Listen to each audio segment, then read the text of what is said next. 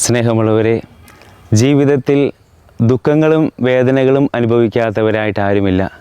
നമ്മുടെയൊക്കെ ജീവിതത്തിലെ ഈ വിപരീത അനുഭവങ്ങളെ നമ്മൾ സ്വയം സ്വീകരിക്കുമ്പോൾ അവയെ സഹനങ്ങളെന്ന് നമുക്ക് വിളിക്കാം. നമുക്കറിയാം, വേദന അനുഭവിക്കാത്ത ശരീരമോ ദുഃഖം അനുഭവിക്കാത്ത ഹൃദയമോ മരണം കയറാത്ത ഭവനമോ ഇല്ല. നമ്മുടെയൊക്കെ ജീവിതത്തിൻ്റെ ഊടും പാവവുമാണ് സഹനം.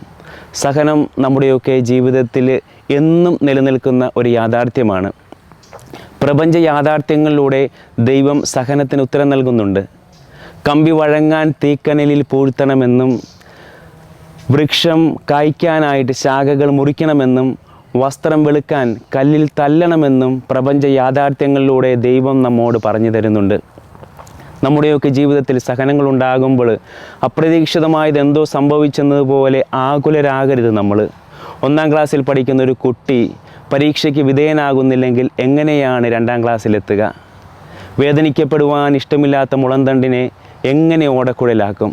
നമ്മുടെയൊക്കെ ജീവിതത്തിൽ സഹനങ്ങൾ ഉണ്ടാകുമ്പോൾ നാം മനസ്സിലാക്കേണ്ട ഒരു യാഥാർത്ഥ്യം, ഒരു വൃക്ഷത്തിൻ്റെ ശാഖകൾ മുറിക്കപ്പെടുമ്പോൾ അതിൻ്റെ ചുവട്ടിൽ അതിൻ്റെ കർഷകനുണ്ട് എന്നുള്ള ഒരു ബോധ്യത്തിൽ നമുക്ക് ജീവിക്കാനായിട്ട് സാധിക്കണം.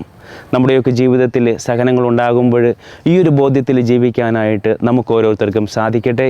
ദൈവം നമ്മെ എല്ലാവരെയും സമൃദ്ധമായിട്ട് അനുഗ്രഹിക്കട്ടെ.